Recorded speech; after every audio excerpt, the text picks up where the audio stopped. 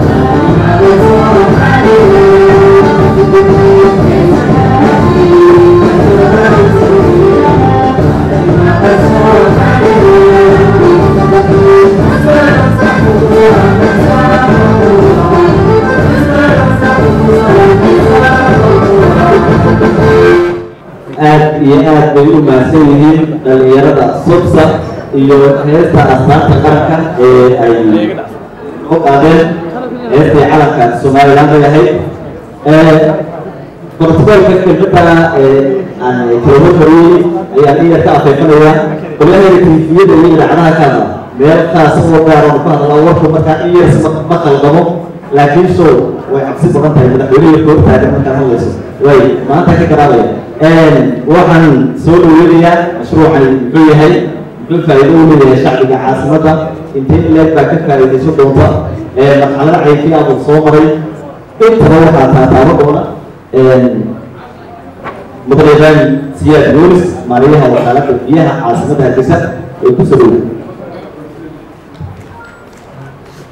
بسم الله الرحمن الرحيم مدحوينها جمهورية سوماليلاند وها وزيرada deeqbixiyaasha duqa caasimadda hargeysa xubnaha barayaasha qaranka guud iyo wakiilada deegaanka xubnaha kale ee xukuumadda salaaqiinta culimadiinka dumarka iyo dhammaan kasoo qaybgalayaasha xafladda furitaanka kulowga mashruuca diyaaradda caasimadda hargeysa asalaamu calaykum waraxmatullaahi wabarakaatu kulanayaalin marweyn waxaan aada idinka mahadnaqayaa kasoo qaybgalkaan kasoo qayb gasheen xafladdan waxaanan jecelahay inaan dhowr qodob iska dul taago mashruucan hargeysa taariikhdiisa wax laga faa'iidi doono wakaaladda biyaha hargeysa waajibaadkeedu wuxuu yahay in dadweynaha ku nool caasimadda hargeysa ay siiso biyo jaban ku filan nadiifa oo la isku halayn karo waxaa la asaasay 1947kii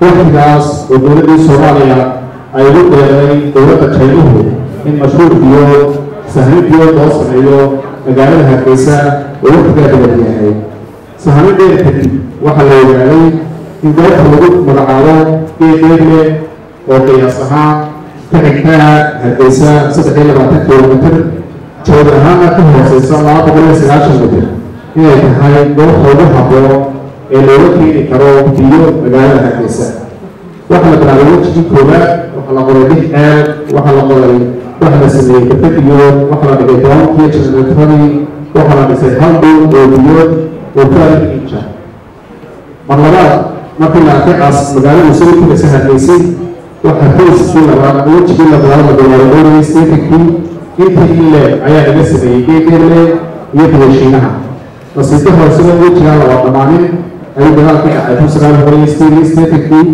dagaal laga qaxay shaqaalihii Chinese-ka waqtigaa ka shaqeynayay qaarkood mid ka mid ah inuu ku dhintay dagaalka Hargeysa lagu soo noqday kow iyo sagaashankii systemkuwa keligiisu muddo aan shaqaynin wax badan ka baabi'een waxa aad la isugu dayo waqtigaa in laga shaqaysiiyo mashruuca waxaana kaalinta koowaad ka qaadatay dowladda Maraykanka gaar ahaan safarka ku taagan Djibouti oo ay dagaalkeeda koowaad hooyadeeda lahayd Dr. Adnan Ismaaciil oo halka joogta oo waqtigaa WHO u joogtay jamhuuriyadda Djibouti waxa la kiciyey systemkii qayb ka mid ah hal dhul iyo ceelashii qayb ka mid ah iyo baraagii qayb ka mid ah mar labaad waxa la isku dayay intii kale in laga shaqaysiiyo mashruuca ama labada dhulmood waxa lagu talagay dad lagu qiyaasay 180 ugu badnaan Hargeysa waxay noqotay caasimadda Somaliland dadkeedii aad u kordheen waxay ka mid noqotay magaalooyinka Afrika ugu furista badan mid ka mid ah biyaha ama sistemka shaqeeya ee Chinese loo sameeyey kadib haba yaraatee may dhicin wax maalgelina oo lagu sameeyo biyaha Hargeysa waxa laga tacaali jiray systemkii yaraa jiray sidii loo ilaalin lahaa wasir laftiisa dhibaatooyin badan la soo degsi jiray mar kasta haddii aan isku tiraado mashruucan aynu maanta u fadhino madaxweyne markii xukuumadda Axmed Maxamed Maxamuud Silaay ay hogaaminaya xilkiisa ka timid haba yaraatee may jirin hal deeqiye oo ka shaqeeya ama la shaqeeya wakaaladda biyaha Hargeysa may jirin systemkaa jiray oo si fiican loo maamulayay laakiin may jirin wax mustaqbalaha oo u muuqday Hargeysa dowladdu waxay xilkan iska saartay madaxweyne Axmed Maxamed Maxamuud Silaay oo hogaaminaya in Hargeysa ay tahay mudnaanta koowaad oo ah in biyo loo helo sababtoo ah dhowr iyo labaatanka sano aan qaranka ahayn Hargeysa waxay taagnaa dhibaato xagga biyaha waxaanu isku daynay waxaanu codsanay xukuumad ahaan in shir weyn loo qabto biyaha caasimadda Hargeysa sanadkii 2010 ayaa shir weyn lagu qabtay magaalada Nairobi waxaa tegay aniga oo maarayaha iyo wasiirka macdanta biyaha xilliga Xuseen Cabdi Ducaale oo iminka wasiirka macdanta nasiibadaad deeqiyaal farabado aad u farabado baa isugu yimid shirka nasiibadaad midowga ama Yurubiyaanka oo maanta halkan heesta beedi nala fadhiyo ayaa deeqii koowaad ku dhawaaqay oo weli Hargeysa 15 milyan oo euro ayaa biyaheeda gelinaya aniga aad ugu mahadnaqaynaa kadib waxaa la isku dayay in la yidhaahdo mashruuca ayaa maamulaya sababtoo ah innaga mashaariicda waaweyn saas kale laynuma dhiibo waxaa isagu heshay oo ku guulaystay hay'adda UN-Habitat oo madaxdeeda ku sareysa halkan kala fadhida maanta kadibna waxaa la isku dayay in la bilaabo hawshii processkii xafiiskii la furo designkii la sameeyo POP-gii la sameeyo designkii la xayeysiiyey shirkad Kitchen la yidhaahdo Chamala ayaa ku guulaystay inay designkana sameyso supervision hadda toba sameyso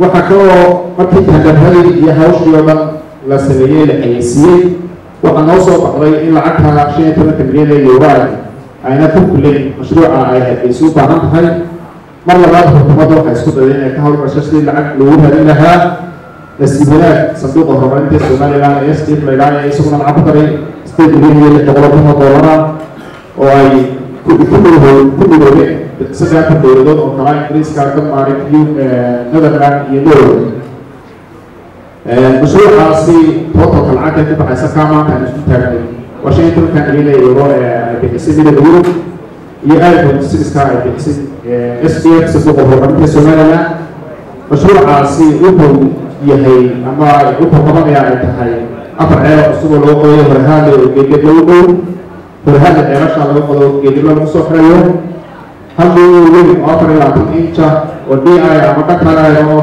dhuumaha lagu ugu casarsan ee dadka la isticmaalo ah oo ilaa geedgeed la Hargeysa la soo dhigayo birkad iyo kaan cusub oo geedgeed laga sameynayo waxaa kaloo jira mashaariic socda oo marka laga reebo mashruuca midowga iyo SDF ay ku shuraan ku isugu tageen mashruuc isaguna inuu kala xayeysiiyey oo xirmi doona insha Allah 24 bishan aynu ku jirno oo maalinta ciida ah mashruucaasi waa mashruuca magaalada biyaha si markay soo gaaraan sidii magaalada lagu qaybin lahaa biyaha si cadaalad ah waxaa laga samayn doonaa sanduuqa horumarinta oo qabisan dalka Jarmalka ee KfW la yidhaahdo ay mar labaad xukuumadda isku dashay in lacag loo raadiyo distributionkii waayo biyaha magaalada haddii la keeno oo iyaga laftooda dhibaato abuuri karaan waa biyo fara badan beerahooda way qarqi karaan xaafadihii la gaarsiiyey baahan yihiin sanduuqa horumarinta u qabsan janalku isagoo ugu tabarucay 20 milyan oo euro lacag ku dhow waxay ku jihaysan tahay lacagtaasi degmooyinka wadagax oo laga samayn doono barkad weyn oo ku muddo qaada iyo beerkii xaafadaha magaalada gaarsiin lahaa biyaha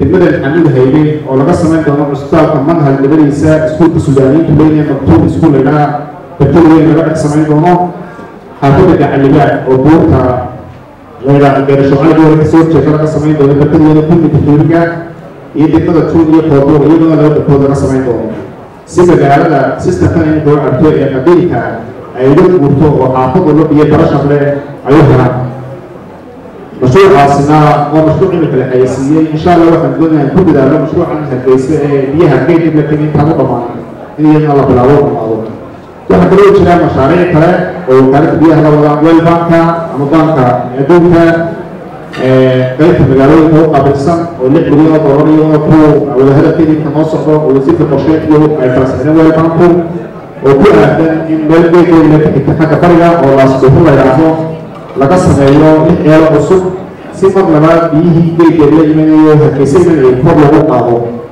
waxaa kaloo iyadana jira qolada african development bank ama banka horumarinta africa oo qaabilsan oo wadahadal la bilowday oo iyaguna doonay inay wax nala qabtaan biyaha hargeysa iyagoo ay ammaan yacnihii mahadnaqeeda uu leeyahay wasiirka arrimaha dibadda somaliland oo hormuud ka ahaa in banka horumarinta africa oo qaabilsan uu hargeysa isaguna hawsha ka bilaabo waxaa kaloo iyadana jirta shirkadda coca-cola international oo ay wakiilo tahay shirkadda SPI somaliland oo iyaguna doonay inay biyaha hargeysa wax ka qabtaan siday horaban ugu qabteen iminkana mashruuc biyoodkooda magaalada burco waxaa iyadana aan aada ugu mahadnaqaya mustafa cusmaan geelle iyo axmed cusmaan geelle oo hormuud ku ah in shirkadda coca-cola international ay biyaha caasimadda hargeysa iyadoo ka geysato gabagabadii hargeysa dhibaatada ka taagneed dhowr labaatankii sano aanu qaranka ahayn waxaan dowladda madaxweyne hogaaminaya waxay xil badan iska saartay sidii hawsha looga miraqalin lahay mar ugu daboolmi lahay waxaa aada uga shaqeeya hawshaas oo hadda wakaalad biyahan aan ugu mahadnaqaynaa wasiirada wasaaradda qorsheynta wasiirka madaxtooyada wasiirka biyaha wasiirka arrimaha dibadda wasiirka maaliyadda maayarka caasimadda oo iyagu xil badan iska saaray iyagoo u fidaya amarkii madaxweynaha in hawl kastoo la hayo laga horumariyo biyaha caasimadda hargeysa waxaan rajeynayaa mashruucaasi iyo ballaarinta caasimadda hargeysa in maanta u fadhinaa markuu dhammaado sanadka soo socda 2016 baryaaqadiisa in hargeysa dhibaatadii ka taagneed xagga biyaha 20 sano ay sidaa ku dhammaato waxaan aada ugu mahadnaqayaa cid kastoo gacan ka geysatay oo ugu horeysa wariyaha unionku dowladaha ku midoobay SDF-ka banka horumarinta u qaabilsan jarmalka wel banka african development banka iyo coca-cola international waxaana si wanaag oo loo sheegi karaa sanadkan ay ku jirna bishii maarch 2020 dhawaadkaas waxaa deeqbixiyaal ku jira wakaalad biyaha ama la shaqeeya ayaa dowladda si weyn lagu qabtay deeqbixiyaasha dhan baa ka soo qayb galay waxaa lagu heshiiyey in hawshaasi aanay u bilaab ama isku bilacaamo kulli wax loo deeqbixiyaa in loo sameeyo steering committee mashruuc walba wuxuu leeyahay guddi hogaamisa oo wasiirka qorsheynta iyo wasiirka biyuhu hogaamiyaan waxaana ku heshiiyey deeqbixiyaasha صدق هرمونات السنة يوم بعد يجي من يتقيبا يبتدي سوساكا بنك هرمونات الجمع فوق بسنة فوق كورونا أول تسارع distribution كا وحنا لازم قيادة تستوقع عكار بيسكري وحنا لو كده يوم ما هتجار له بدوينها تجد يعني لا رأس مني مشاريع ده هذا بيجي يشينها وحل طبعا استساري إن هوشة مشروع عادي بالله تسلسل كلام أمان علاش الله قضي يا فتى علاش الله قضي يسكت كم هنا مالين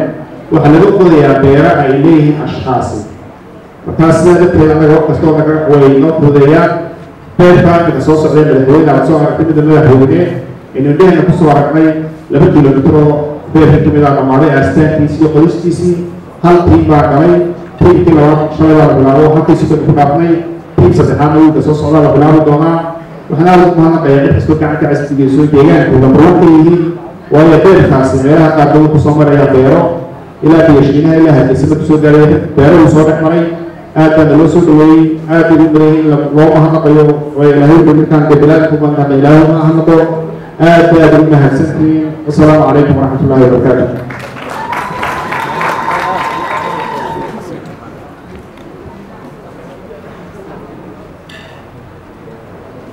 عليكم ورحمة الله وبركاته. ما هذا حاسكر إلهي أنا أول ما قبلنا ما هذا ممكن ما هذا الأمر وحاسكر وقال مدحوينها جمهورية الصوماليلاند أحمد محمد عميد سيرايو مدحوينه نقرك أو إنه حكي ما مشروع في وقتنا أو يوم ومطعوبة هاي إني أكتب أو قيمة بدنا أتي أنا نقول في شيء مركورة عليها هذا واحد يا أكثر شعب دجاجة لقب العرب بيشينها جيد ديبلي القرعي هذه أنت سوف تكسر دجاجة دار السلام إلا أذان مشروع هي بلارة عاصمة هرقيسة وبكسر سيدي وماريه الشيء أنت ومدة هذا دجل الشعب العاصمي waxay oggolaadeen oo raali ku noqdeen markii la yiri Hargeisa oo caasimadii ayaa biyo u baahan inay oggolaadaan beerahooda in laga qodo ceel nin kasta oo ceel beertiisa biyo lagu sheego in ceelka ku dhinto anigu waxaan ahaa qofkii ugu horreeyay ee wakaalada biyaha maaraya إبراهيم زياد يو أوركان UN هابيتات United Nations أيوة مادين ويجيني نهاية بيرتانا وحيكوها بوطة مال عيال لقبضوا إمحات كيرسان وانا قري ما دام عاصمتين أي بيوبا أنت هاي ومغالين أي فايومتين هنا يسكتين وانا أقول هايباني انت كالي علاش أقولاتينا سلا سوبي وضيالين ومدى هالكا دقين الشعب الناس دقان كان دار السلام waxay raali ku noqdeen inay ummadooda degan caasimada waraabiyaan oo oggolaadaan beerahooda ilaa ingiriiskii qaarkood ay lahaayeen beerahaas inta badan ilaa 70 sannadood ay dadkaasi mulkeed u lahaayeen qof kasta wuxuu aqbalay in ceel laga qodo uu raali ku noqdo iyo in beer la soo mariyo beertiisa xataa haddii dhulkii ay dhirta ku taalan yahay dadka shacbigaas ayaa codkiisa ama ku hadlaya waxaan idinka sidaa mahadnaq waxaan idinka sidaa iyagoo raali ah iyagoo madaxweynahooda waxqabadkiisa uu dalka ku hogaaminayo ku faraxsan inay iyaguna oggolaadaan wixii ku soo hagaagay inay dhulkooda ka bixiyaan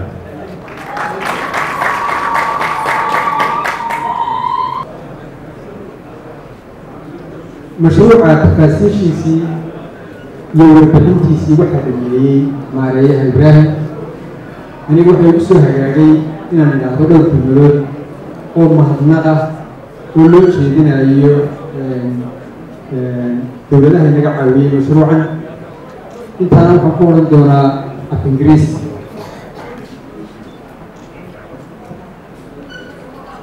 Mr. President, Ministries, distinguished guests, ladies and gentlemen, good morning. Normally, on these occasions, one would start by thanking the donors for their support and generosity. But on this occasion, I would like to start by reminding us of the current state of affairs, followed by the difference the project will make so that we can appreciate the true value of the project. Ladies and gentlemen, I hope you will excuse me if I repeat what you already know about the project, but this is for the benefit of the wider audience and the public who might not be as well informed. Hargeisa, the capital of Somaliland, is supplied primarily by the Geed Deeble water system built 43 years ago by the Chinese in 1972. In that period, the population of Hargeisa grew from roughly 150,000 to nearly 1 million today, which is nearly 7 times what it was in 1972. The system pumps out 9 million cubic meters of water a day, but according to WHO, the minimum amount of water required per person per day is 20 liters, which puts the minimum demand for water in Hargeisa at 20 million liters a day, leaving us with a water deficit of 11 million liters per day. But that's just for today. If we look into the future, assuming the city is growing at 4%, its population will double in 18 years and will reach the 2 million mark by 2032, with a predicted minimum demand of 14 million liters per day. The current gap is mainly filled with water tankers, but at a high cost. Hargeisa Water Agency charges only 9,500 Somaliland shillings per cubic meter. The private tankers charge about 60,000 Somaliland shillings per cubic meter, which is equivalent to $8 per cubic meter. That's more than 6 times what the agency charges. For poor households who rely on dirty cards and who pay 1,500 Somaliland shillings for a 20-liter jerrycan, the cost of cubic meter rises to 75,000 Somaliland shillings, equivalent to $10 per cubic meter. This is extremely expensive by any standards and unbearable for the poor families. And the problem is not just about cost, it's also about quality. The water trucked in by the tankers is of questionable quality. I know, I use them. The water is sometimes so murky and certainly not fit for drinking.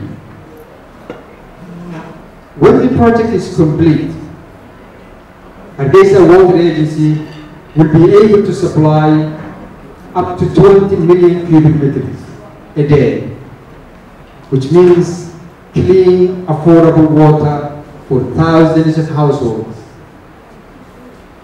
The impact is not just in accessibility of water, it's much more than that. On health, child mortality in Somaliland, according to UNICEF, is 91 per thousand. Roughly 1 in 10 children do not reach the year 5. The main cause of death are bacterial and protozoal waterborne diseases.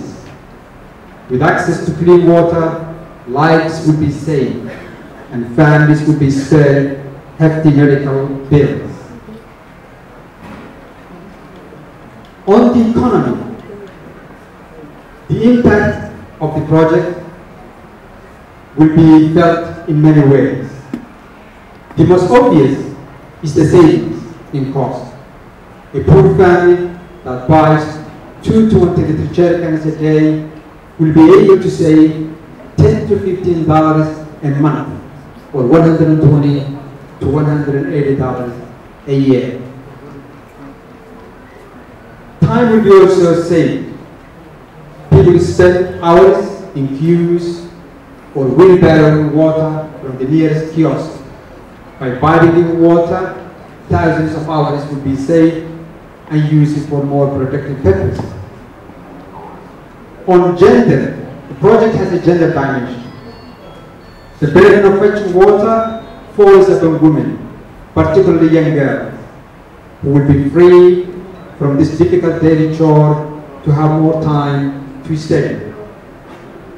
Now that we realize the significance and the impact of the project, we can say sincerely, thank you to our development partners in this project. In particular, the EU, represented here by Elizabeth, UK, Denmark, Norway, and the Netherlands through the SDF, represented here by Michael, and Germany through KfW, the World Bank, and the UN Habitat. Thank you very much. I would like also to thank Hargeisa Water Agency, which has demonstrated remarkable leadership and commitment throughout the different stages of the project. We must also acknowledge and thank for their contributions the contracted companies and the people who work day and night to ensure that the project is delivered for the people of Hargeisa on time. Thank you very much.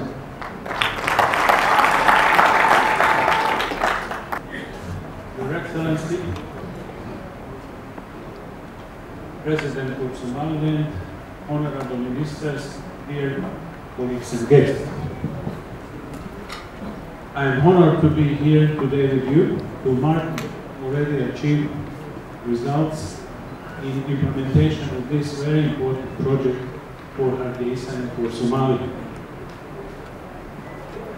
UN Habitat is active in Somaliland since approximately 20 years ago.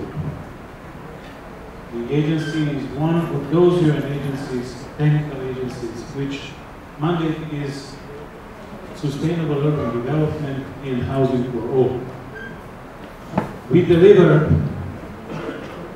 outputs in or through several sub-programs, like urban legislation, land and governance, urban planning and design, urban economy, urban basic services, housing and smart upgrading, risk reduction and rehabilitation, and capacity development, research and capacity development. Today in Somaliland, UN Habitat is implementing projects other than this very important HUWSUP project. These are so-called JPLG, or Joint Program on Local Governance and Decentralized Service Delivery, which we implement with other UN sister agencies.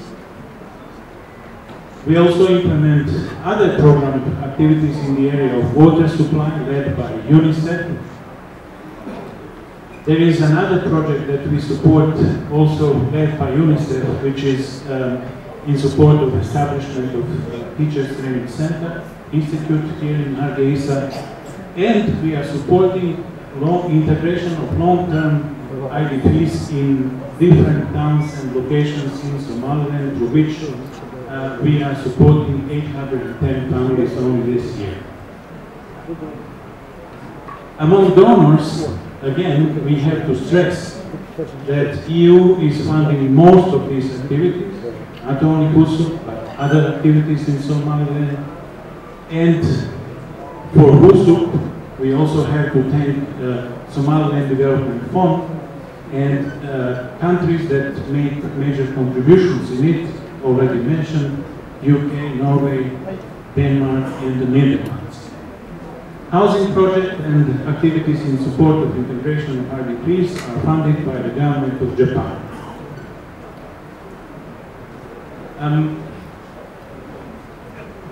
I will try not to repeat what my predecessors have already said today about the HUWSUP project. You know better than me how water supply is important for life in Hargeisa. I will only stress out one more time that we should be very much grateful and would like to thank to donor agencies, but also to local partners, Ministry of Water Resources, and more than anybody else, Hargeisa Water Agency, which is our partner and is also implementing directly part of activities under the Agreement of Cooperation with UN Habitat. Significance of the project has already been mentioned, but just to repeat, the goal is to improve access to clean water here in Hargeisa, and the three major objectives are to increase quantities of available water through our activities on the existing water well fields and on the new one in Hargeisa, through which we are already sure that there will be additional quantities of water going through. The second important thing in this project, second objective is to improve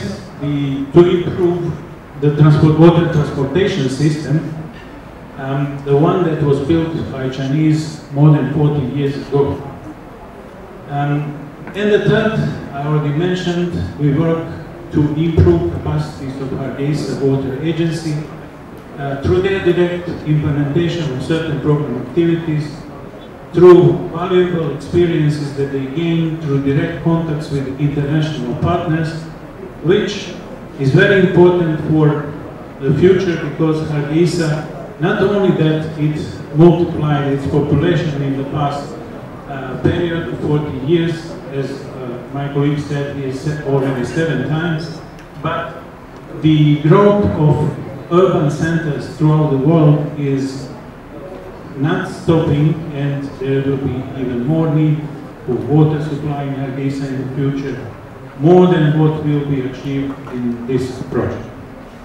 That is why it's important that you also take care of your Hargeisa Water Agency and participate in further developments of the water supply in Hargeisa.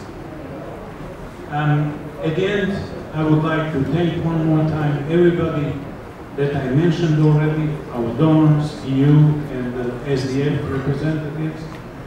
But I would like to use this opportunity to thank also those communities and even landlords on which land plots we are now drilling the boreholes in Hargeisa, and through which land plots and through communities 23 kilometers of this pipeline is going through. So far in project implementation, they have only shown us great welcome and support for implementation of the project. I thank them very much for this. Thank you all. His Excellency the President, honorable ministers, representative of donors, members of the public, local leaders. From the turnout today, we can see what this project means, not only to the city of Hargeisa, but also for the public, for the residents, and for the whole country of Somaliland. It's indeed of enormous importance, and it's something that hasn't been done here for the last 20 years, or for even longer, for the last 40 years maybe, since the Chinese came and built the first version of this water system. But the importance of this project, we don't have to explain, we don't have to stress how important it is. I'm from Holland, we have too much water. I think for Somalilanders, it's more clear how important water is to survive than it is for me. So I don't have to explain that. Where we stand today is not the beginning, of course, of this project. We are breaking the ground for the new 23-kilometer pipeline from Geed Deeble to the Chinese reservoirs. But in fact, the project started many years ago. Projects like this, they go through a long phase of preparation, design, feasibility studies, procurement, tendering, and this can be frustrating because it takes long. So I would most of all thank all the people here for their perseverance, their patience, and for their hard work. Everybody, most of the people who sit in this hall, have in one way contributed to this project. And every single one, if you're a resident of Hargeisa, has suffered the lack of water. I don't think there's anybody here who can say they have enough of water to do whatever they want. Hargeisa and the whole Somaliland is a highly water-scarce area. And this project, in fact, comes 20 years too late. If you look at the fact that the system was designed for 180,000 people, 200,000 people, we are now at almost 1 million. It's a project that should have started 20 years ago. Everybody knows this. And it's also a project that once we are completed, we cannot say, now we are done. Now we have finished the water supply. It's something that has to continue. as Dr. Sept, the Minister of Planning, said, we have to prepare not for a population of 1 million, which is maybe what the system will bring when we are finished. We have to prepare for a population of 2 million, which we may have by the year 2032. So water development, like other services as health, waste management, it's something that is never finished. You always have to be working on it. It always has to continue. So today we don't mark the start and we don't mark the end, we mark an important phase, a milestone in the water supply to Hargeisa and a milestone in the development of Hargeisa and Somaliland. السلام عليكم ورحمة الله وبركاته. مدحنا جمهورية Somaliland أحمد محمد سيلايو وزيرنا رايك على حاسبك النساء اللي ما نرى مدحنا مدنياش الكلام دوبت الجمهورية وحب السلام إسلامك السلام عليكم ورحمة الله وبركاته. runtii maanta waxay noo tahay farxad aad iyo aad u weyn iyada oo ay goobto ka nahay kordhintii biyaha magaalada Hargeysa oo run ahaantii muddo dheer la sugayey fadliga Ilaahay ay noo suurta gashay maanta in la soo dhagax dhigo. Ilaahay waxaynu ka baryaynaa inuu inoo barakeeyo. marka la eego biyaha ama water supply-ga boqolkiiba 85 caalam dadka maanta ku nool ayaa haysta. innaga dalahaan waynu qiyaasi karnaa waxaan filaya wasaaradda qorsheynta inay u qoran tahay wakaaladda biyaha dee in la eg ayaa ka hela biyo nadiif ah oo qasabad ka socda. waa wax maanta runtii lagu faano waayo waxay ku faraadeegtay intii yareeyay haysanay oo nidaamkeeda ay dhisnay. dabcan waxa laga yaabaa in badan oo bulshada ka mid inay isweydiiso magaalada webigeelaha haraad baa lagu dhimanayaa maxay ku faraadeegtay. waxaynu odhan karnaa waxaynu ku faraadeegnay populationka koraya magaalada ee saacad ka hadlay inaguna markanahay oo ah boqolkiiba 7 populationkeedu inuu dhalinyaro yahay. waxaan xasuustaa 2003 gurigaan dhisanayay anigu biyaha wakaaladda biyaha ayaa ku dhistay 2006 wajib maxaa isweydiin tahay waxay tahay population intiisa kale ayaa kordhay. doomihii intii laga soo qaadiyay ceelashiina lama ballaarin. sidaa darteed waxaan leenahay waa istab runtii horumar weyn ah inay arrintan inoo hirgasho insha allahu tacaala.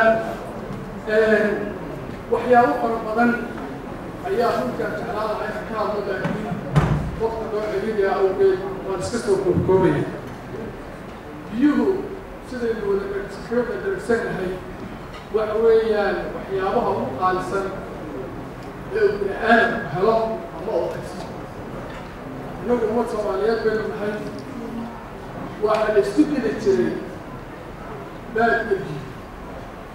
magaalo haddaynu soo gallayna waxaan isleeyahay waxay ka noqon doontaa ishiiyada ugu waaweyn ee security-ga ka mid ah ay noqon doonta.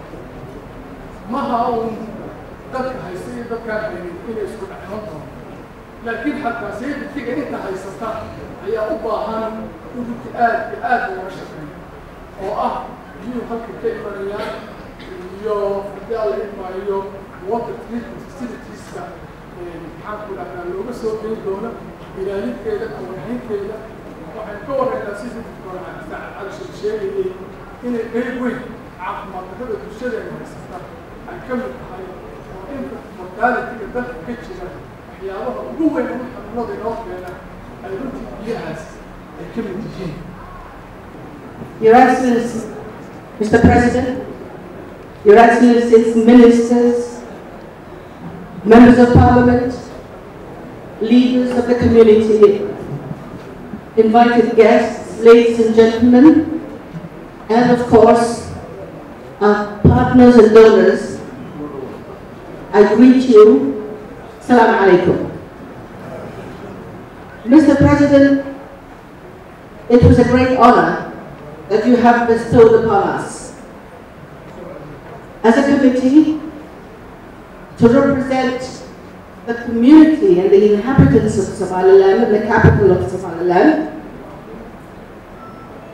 and to make sure that this generous donation that has come to us from the international community and the project of water supply to Hargeisa is implemented in a most fair, transparent, efficient, and fair to everybody and citizen in Somaliland. We are honored that you have entrusted this responsibility upon us. But this doesn't rely and depend on the committee alone. The water supply of a capital is a shared partnership between the consumer, the local government, the central government, and the international community. We all have our responsibilities to shoulder. As a citizen of Somaliland and a consumer of water, as an individual, and also as somebody who's responsible for sick people, water is important. It needs to be clean, it needs to be safe, it needs to be constant, and it needs to be a source that brings health and not disease. We, as consumers, must ensure that our sources of water are kept clean and free of contamination. And I call upon the local government and the mayor of the capital and every capital of Somaliland, every city of Somaliland, to make sure that trash is not disposed of in riverbeds, because that trash contaminates and pollutes the water basin. And instead of bringing life, that water may bring disease. And as citizens, we must ensure that we find a safe and responsible way of disposing of our trash and of our waste. As far as the donors are concerned, as a former international civil servant, I'm happy that after 25 years, a project of this size has reached my country, Somaliland. It was long overdue, because after all, Somaliland does not cost the international community all that much. We don't waste taxpayers' money on unending conferences and reconciliation conferences. We don't waste international resources on war and peacekeeping. We do that ourselves.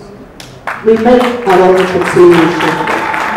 We bring about the peace and the stability that we enjoy. We therefore welcome this support that you have given us. And I would like to assure you, as a humble member of this committee, and as an old woman who has been given the responsibility of chairing this committee, we will ensure that your taxpayers' money will not be wasted in our presence and with us looking the other way. We assure you that it will be transparent because it is in our benefit.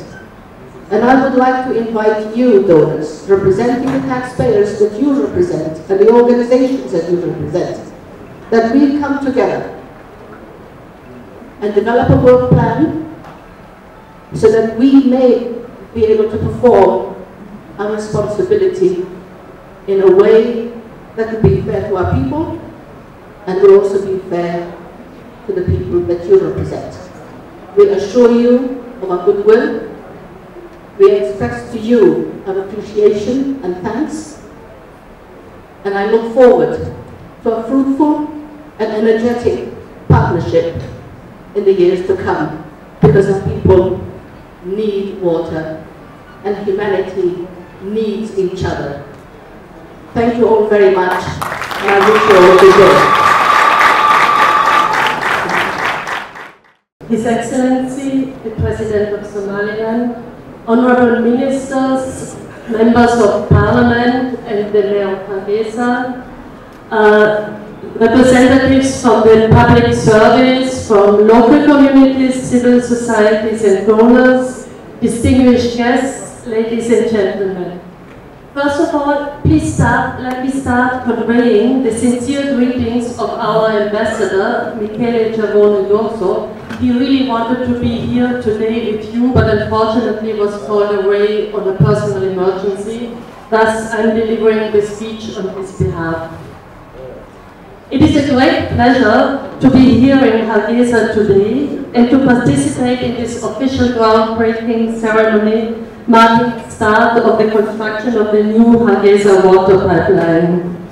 I thank you to all for being here to share this important moment. As you are aware, and as also mentioned by several speakers beforehand, water is at the heart of major development challenges, but also of opportunities that the world is facing today.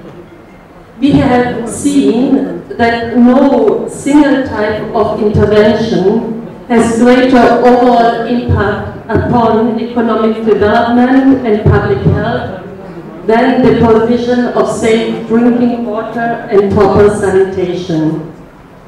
Access to sustainable water supply is essential to poverty alleviation and helps provide basic human needs. It contributes to social inclusion and to, very importantly, also to gender equality. And not least, it is also an essential input to production leading to creating employment.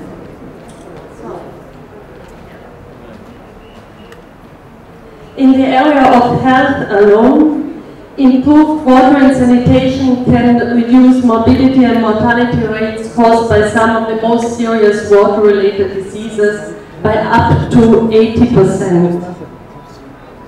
Water is life. Bio wa nolol.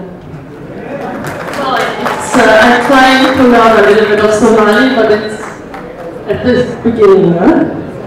However, yet over 750 million people have no access to clean drinking water, and over 2 billion lack basic sanitation.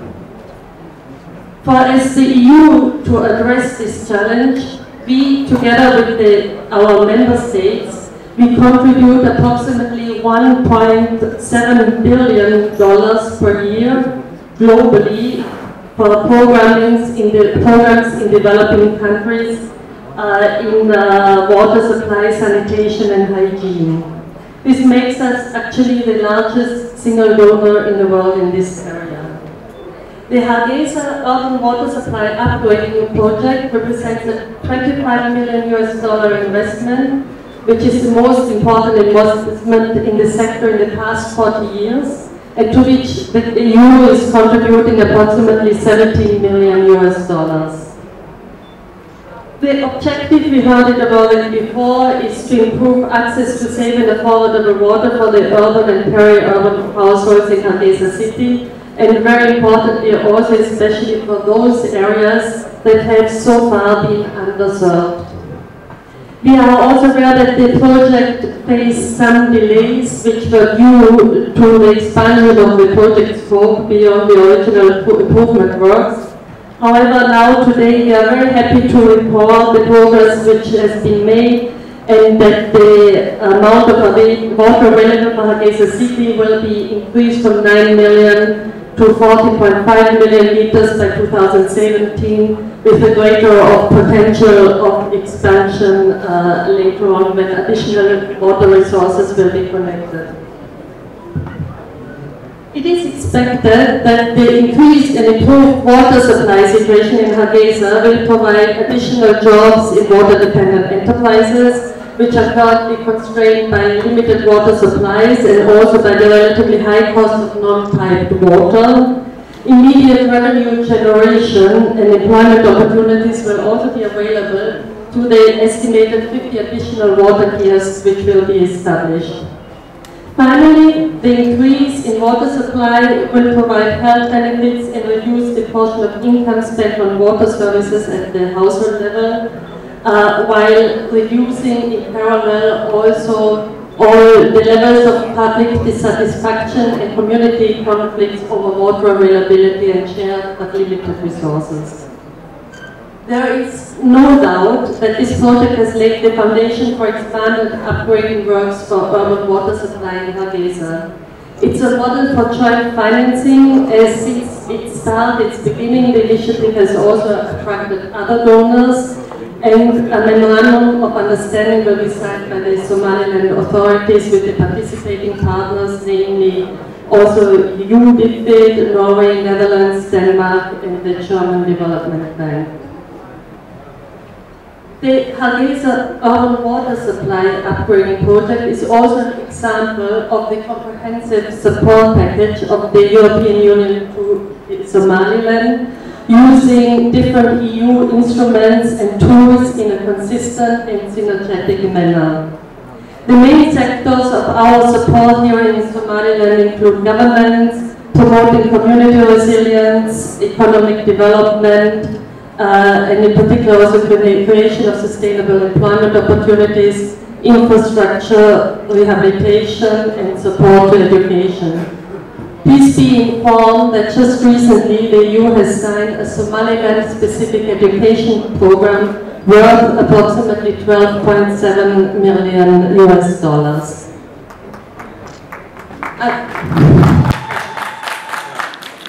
I will conclude this speech now with a thought. Overcoming the world water crisis is one of the most formidable challenges on the road to sustainable development. More and more people, organizations, and governments are becoming aware of this challenge and realize that this needs to be addressed collectively with all stakeholders involved. In this context, I even would like to say that if the nations cannot manage their water resources, sustainable development remains a faraway dream. I thank you very much for your attention, and also let me thank all the stakeholders involved to make this project a success under the leadership of the Somaliland government. Thank you very much. Good morning, Your Excellency, President of Somaliland. Good morning, honorable ministers, and ladies and gentlemen. It's an honor for me today to, on behalf of the international community, supporting Somaliland Development Fund, and that's UK, it's the Netherlands, it's Norway and Denmark, to be here when the government of Somaliland inaugurated the start of installation work of the new water pipeline from Geed Deeble to Hargeisa.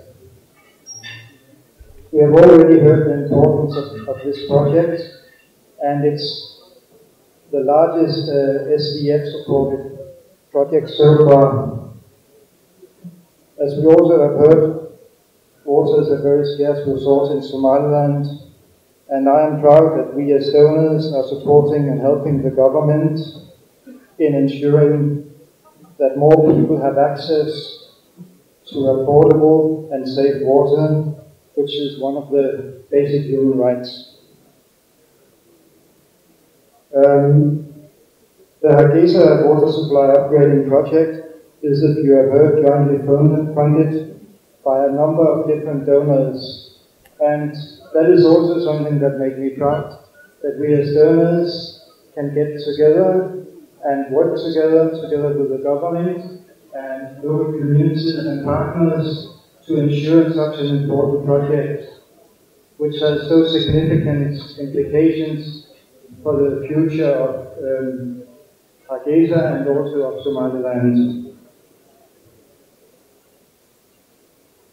The important infrastructure works laid the foundation for ongoing and future water expansion work and will contribute to achieving the full potential of the new Hargeisa water system.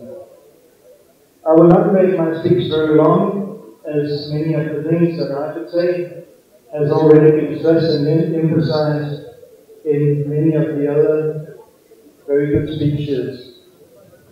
However, I would like to draw the attention to that we donors through SDF and in accordance with the National Development Plan of Somaliland help the government to bring affordable water and safe water to as many people in all regions of Somaliland. Right now, our projects are being implemented or planned in all regions, including Sahel, Sahel, Algal, and also Hargeisa, Solan, and Sept. So we actually focus on bringing water to all areas of Somaliland. And I would like to thank everybody for the very good cooperation and the trust that we are building and understanding through these significant projects. And I would like to congratulate today. Thank you very much.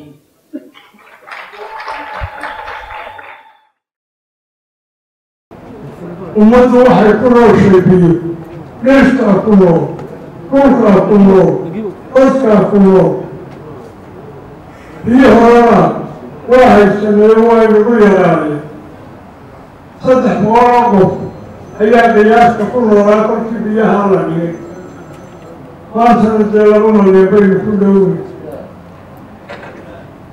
biyaha ee wax isqaabila maaha kuwase hadalkoodu waa inugu dheeraa haddii maanta ay soo dhawaadeen oo la soo dhigay gacanta lagu hayo alla dadaa xilkasha lagu daro dadaal ha lagu daro dowladi kama horreyso biyaha dadnimana kama horreyso waa nolosha dadka biyaha lagu dadaalo shacabkooda inta soo wada inta wada inta ka shaqaynaysa iyo inta amartay waa allaha ilaaliyo dembigeena allaha dhaaf diwaankeena allaha dhaaf dowladnimada allaha inoo adkay gobonimada ilaahay haynoo hirgeli allahuma salli calaa maxamed subxaana rabbika. waxaan kaloo isagana iminka wadnaa qorshayaashii ugu dambeeyey oo laga yaabo inuu dhaqso u bilaabmo mashruucii xudoweyne mashruucaasoo muddo badan jiitamayey oo isaguna inuu Hargeysa biyo keeno loogu talagalay. waxaa dowladda imaaraadka carabtu loogu deeqday daam weyn oo laga dhisi doono meel 7 kilomitir ceelasha u jirta. daamka marka la dhiso cabsi badan oo dadka deegaanka ama beeralayda meesha jooga ay ka qabeen biyahooda yaraadaan meeshooda ka baxaya. marka daamkaasoo la dhismo biyihiina la bilaabo waxaa laga yaabaa iyadoo aan ku rajo weyna kuwan inay magaalada ku filan yihiin in kuwaasuna yimaadaan baanu iyadana rajo weyn ka qabnaa. shalay waxaan joogay nasiib wanaag iyadana waxaan shalay soo xidhnay oo dhammaaday 3 kilomitir maantana 3 kilomitir baa halka bilaabmaya. 3 kilomitir waxay running water iyo pipe ka soconaya gaarsiiyeen 5 IDP oo burcadiyada burcada dhammaanteed meel kasta biyo way gaareen. waa magaalada ugu fiican dalka xagga biyaha. Hargeysana inay saas oo kala noqoto ayaan rajaynaynaa. magaalooyin badan oo biyo lahayn baa jira iyadana dadaal badan baan SDF-ka kala wadnaa in biyaha ay wada gaaraan. muhiimadda xukuumaddu waa biyuhuna waa nolol aad baan ugu dadaalanaa intii taafkeeda wixii looga lahaa horaa loo yidhi hadal hambadii baan soo gaadhay waa layga laastay laakiin madaxweynihii baa kaga dambeeya waxaan ku soo dhaweynayaa madaxweynaha jamhuuriyadda Somaliland iyo Axmed Maxamed Xamuud.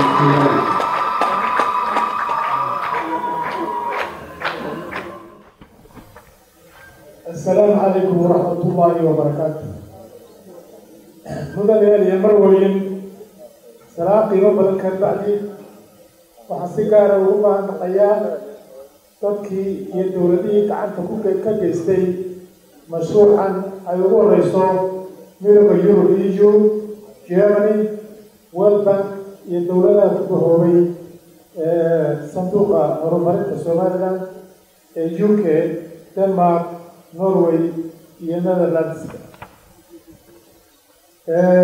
dowladdeedu waxay isku hawshay sidii dalka u heli lahaa biyo dalka guud ahaan gaar ahaan caasimadda oo in muddaaba uu ka socday mashruuca biyo balaarinta ee aynu maanta joogno waxaa ku baxaya mashruuca biyaha ee Hargeysa xaddi lacageed oo gaaraya 50 milyan oo doolarka Mareykanka ah waxaa kaloo jira mashruuca xubba weyne oo isagana ay maalgelisay dowladda isutaga imaaraadka carabta kaasoo isna hawshiisa gacanta lagu hayo waxaan rajaynayaa marka ay mashaariicdaasi dhammaato in dhibaatadii ka taagnay biyaha caasimadda Hargeysa laga bogsan doono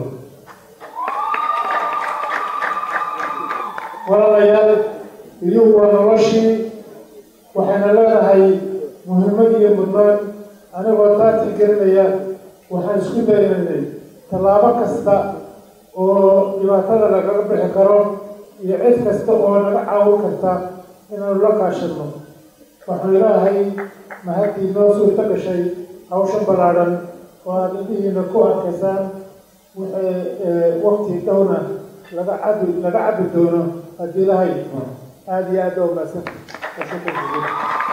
الله يخليك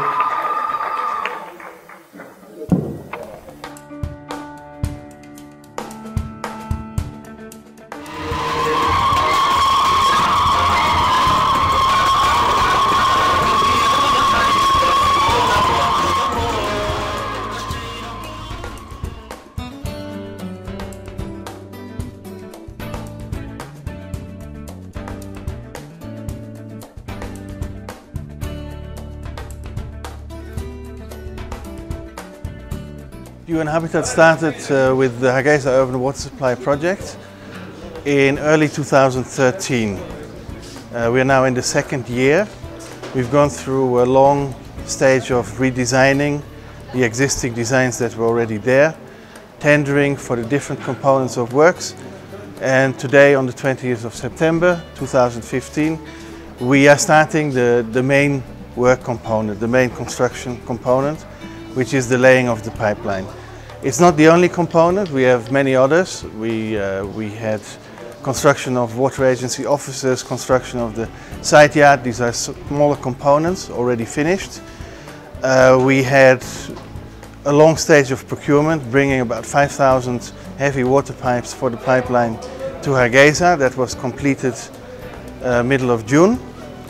And today we start the laying of the pipes and the construction of the new pump house. The main aim of these works is to increase the capacity of the water system. Currently the system is pumping about 9 million litres of water to Hargeisa.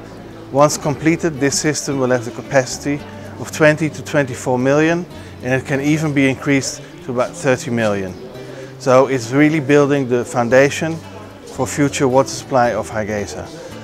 We already within this project want to increase the water supply to a level of about 15 million, and we're currently drilling boreholes in Hargeisa area. 4 of them, 3 have been completed, and so far the yields are excellent. Each borehole will give about 1 million litres per day extra for Hargeisa, and we can say each borehole is water for about 50,000 people. It still means a lot of extra work has to be done in future, not only by HUWSUP but also by other actors. Through this project We have raised the interest of the World Bank, Somaliland Development Fund, German Development Agency, who have all committed to contribute to Hargeisa water supply. So it's not only UN Habitat, it's many different donors, many different actors, the EU of course, Somaliland Development Fund, and it's a long-term project, it's a long-term vision. Water supply does not stop from today or tomorrow. The city will be growing and we have to prepare to supply water to about 2 million residents of Hargeisa by the year 2032. The current supply is enough for only 200,000 people. After our project HUWSUP, we have water for about 1 million people. It still means a lot more work needs to be done in the future, but the good thing is the plans are already there. What we are doing currently is only immediate and short-term measures. There are medium-term measures and there are long-term measures identified. They need a lot more funding. What we currently have is indeed about $25 million. There are commitments from the World Bank, from the German Development Agency, but in total we require about $200 million for a future long-term water supply for Hargeisa. So it's a long-term fundraising effort, it's a long-term implementation of works, design works, laying of pipes, drilling new boreholes, probably building a dam in future. But today is the first step and we want to build the foundation for Hargeisa water supply.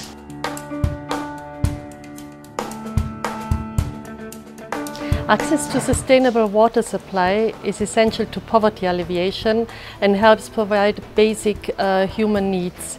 We as the EU have seen that no other intervention has greater overall impact upon economic development and public health than the provision of drinking water and basic sanitation.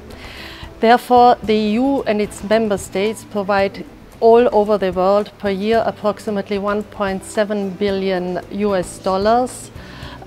for projects in access to safe drinking water and hygiene and sanitation, which makes us the biggest donor worldwide in this area.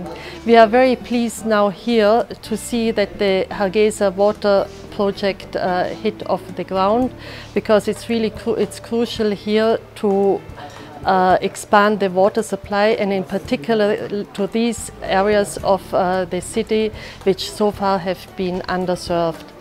The support to this water project is also to be seen in our overall comprehensive package to support the development of Somaliland, which focuses mainly on governance, resilience and education, and obviously water and support to water and hygiene is part of this package.